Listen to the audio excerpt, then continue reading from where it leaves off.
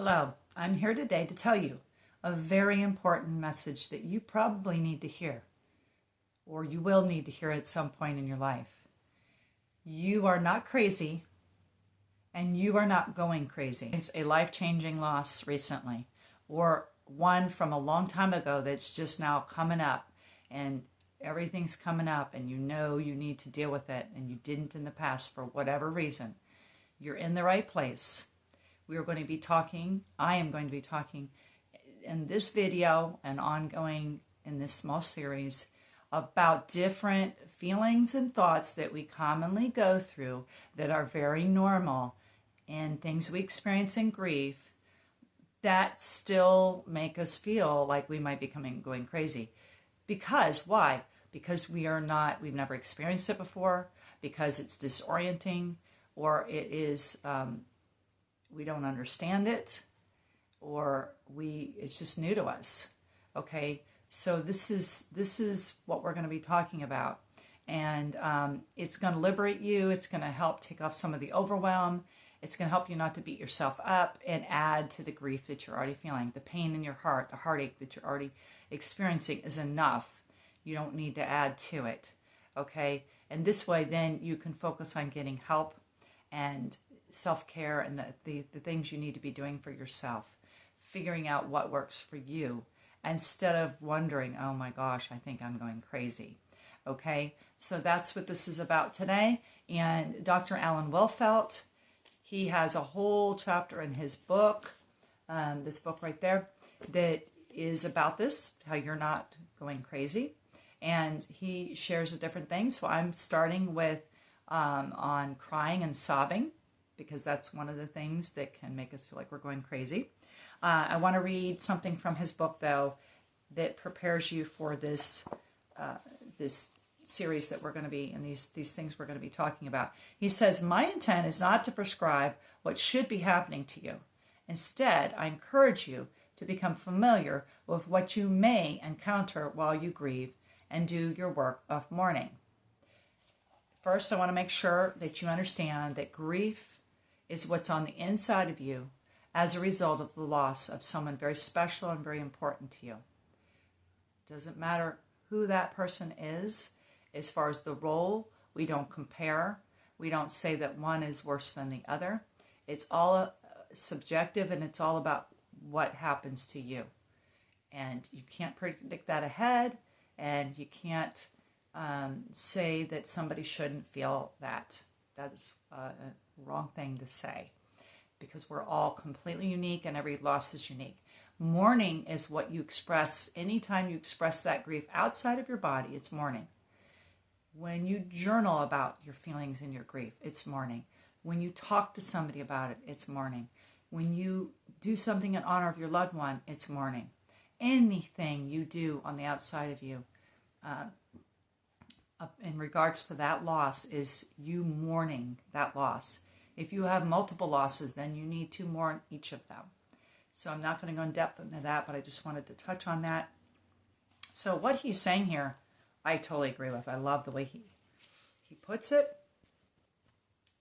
And what I interpret him saying, and what I know to be true in my own experience and my own studies of grief, as well as the loss of my daughter in 2020, is that we can be told something from the past or the present that is about grief that could be true, but we can end up being told it like this, or we believe that means we're definitely going to go through that.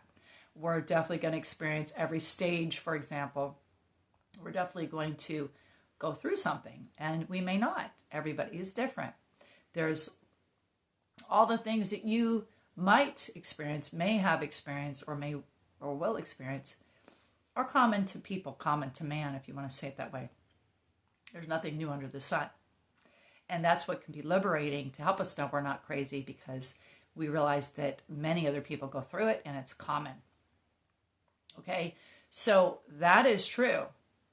But at the same time, we don't go to the other extreme and say that everybody experiences the same thing, or that we should go saying to somebody, well, I understand what you're going through. I went through it. Just so you know, in general, that's not a good thing to say. because right away, I've even heard it on movies. Hallmark movies definitely deal with grief a lot. And, somebody's like, no, you don't know exactly what I went through. And so we don't want to claim that. We can say, I can relate. Say the person doesn't know that, say they lost their child and their daughter, and I'm talking to them, and they don't know my daughter died. And at some point I might say, I can relate to what you're going through. I lost my daughter too. Now, if I say that humbly in the right way, they're going to go, oh, I'm so sorry for your loss. And then they'll go, wow, she can understand. She can relate. It's a good thing. So be careful how you say it to other people. But bottom line, we don't all go through everything. And here's my example is that as soon as my daughter, I found out that she had overdosed. I didn't know for sure if she was dead or going to be dead, but I knew she overdosed and was flown to an Asheville hospital.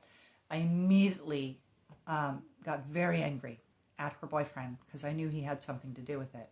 And he is going to prison for 14 years due to the death of my daughter. He admitted to his part in it. And long story short, there's consequences to it because it was fentanyl. And in the state of Tennessee, if you buy fentanyl and you give it to somebody, knowingly buying it and they die, they can go for second-degree murder. He ended up being charged with reckless homicide. So, won't go on more into that. Other videos I talk more about that. But my immediate reaction, as I was saying, was anger. But I did not keep going through anger. I did not go through an angry stage where I was ongoingly struggling with anger. Is that a normal thing? Completely normal. Is there anything wrong with a person doing that? No. Are they going crazy? No. Is it common and normal? Yes. But I didn't go through that stage. So I'm just giving that as a personal example, that we don't all go through it. So that's why he says, I'm not trying to prescribe or tell you this is definitely what's going to happen to you, because he knows better, right? He said, instead, I encourage you to become familiar with what you might encounter or what you might experience when you grieve and when you, work your mourning. He calls it working your mourning, because it's something we have to intentionally do to mourn. Grief is there. If it's there, we need to acknowledge it. We need to let it out and so forth. But mourning is what we do intentionally to help us to do that, okay? So I wanted to share that with you so that, again, that we don't all go through the same things, okay? So today I'm going to start with the first one that I want to talk about with, so that you can begin to see different things that you might experience that is common to be experienced, and that could lead a person to think, oh my gosh, am I going crazy? What in the world? I feel out of control. And that is a common thing, to feel out of control when you're constantly crying or weeping or wailing, or another word in the Middle East is keening, is a word, keening, K-E-E-N.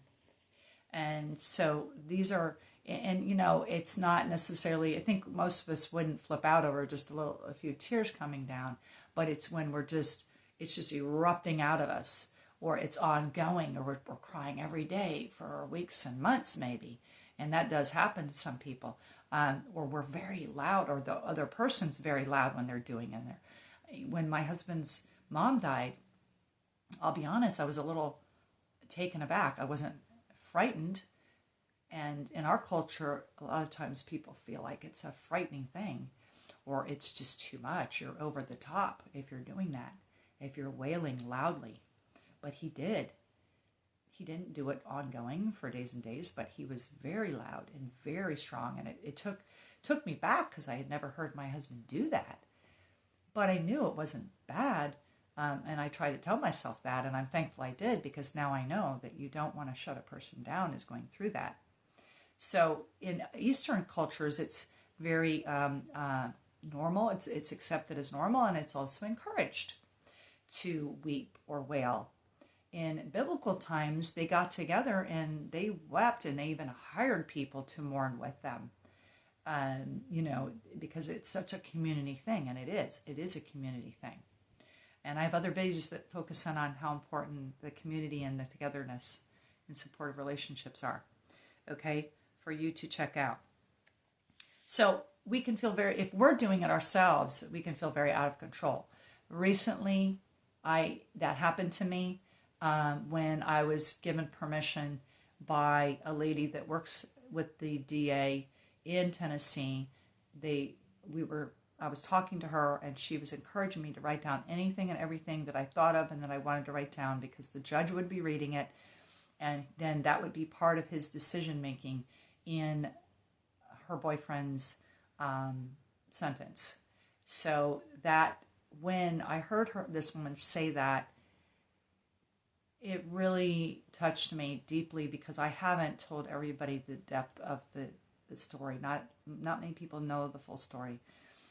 My husband would know the most, right? I should share bits and pieces on videos, but being given that permission was being given permission to mourn.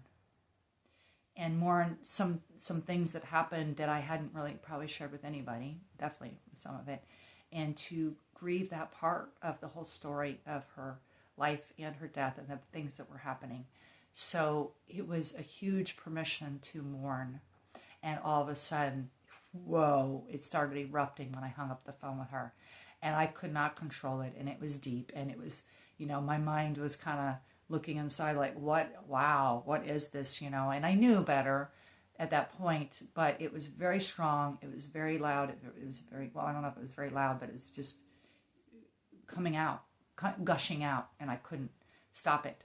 And that's one thing that Dr. Wilfelt says, is that you can't control what's on the inside of you that needs to come out, and you can't control it as it's coming out, how it comes out, because it might be just tears coming down. It might be that you're wailing, you're loud, you know what I mean? It's you can't really control that. It's got to come out. The tears need to come out. It's emotions inside of you that are bottled up that need to come out. And so we don't always anticipate when that's going to happen. I certainly didn't that day. But it needs to come out, and it's really that feeling of being out of control when it's happening is exactly the importance of expressing those feelings. It's those feelings coming out. So even though you may be startled and shaken back and what in the world, know that is exactly what is needed at the time. It's normal and it's necessary, and you need to get it out. If you're in a place where you can't just erupt, okay, and it happens, that I'm not going to go too much into that today. I have talked about that in another video. Just get to a bathroom if you have to, as quickly as possible, and let it out in the bathroom.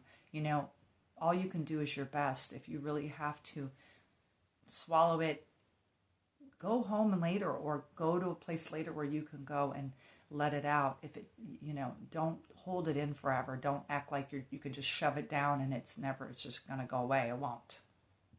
Okay? So definitely, if you're in counseling, write it down and make sure you remember to share that with the counselor later, so that you can get it out. Whatever you need to do, all I'm saying is don't suppress it if you don't have to. And so this is, the feelings got to have a way of an escape. And the very thing that we feel out of control, or we see somebody else is being out of control, hopefully now you'll understand what's going on. It's part of your grief coming out, and it must come out. Every expert says it must come out. So Dr. Wilfelt says, don't try to be strong or brave for yourself and others. Don't try to be strong or brave for yourself and others. Be real about it, and then get the help you need to express it. So this is the first of quite a few of them, sobbing and weeping, crying, however it looks like that you could be. That evidence of your grief could be making you feel like you're going crazy, but you're not. You're not. And it is normal, it is common, and it is healthy. So what I'm asking y'all today to do on this video is to please share it out. Who do you know that's grieving, that's going through?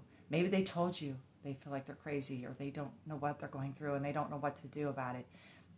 Or they may not have said anything, but they're going through it. Please share this video out. Share this series out. Follow it yourself and share it out, because there's many people hurting. that are holding it inside, and they think they can just shove it down and it'll be okay, or whatever, or they don't believe they have permission to express it, and they need somebody to give them permission to express their grief and to know it's okay to cry, it's okay to sob, it's okay to feel whatever they're feeling and go through it. You know, it is okay. They need to know that. It's one of the first things is acceptance, and I've talked many times on many videos about acceptance. We need to accept where we're at and what we're going through, and not, judge ourselves, be hard on ourselves. As Gary Rose says, be kind to yourself, by being kind to the fact of what you're going through. So it's so important. So please share this video out, share this series out. Every one of these, if you put in my full name, it should come up. I'm probably going to have in the title the word crazy. So, it's going to say different wording, but it's going to have that word crazy in it. So you can find them through that if you're, ongoing, you want to continue to follow the series. Or just subscribe and hit the bell, and then they'll come up and you'll be able to hear every one of these. I put them out on Friday afternoons about 4 p.m. Okay? So I'm Julie Kay, helping you find your way. God bless you. I'm here for you.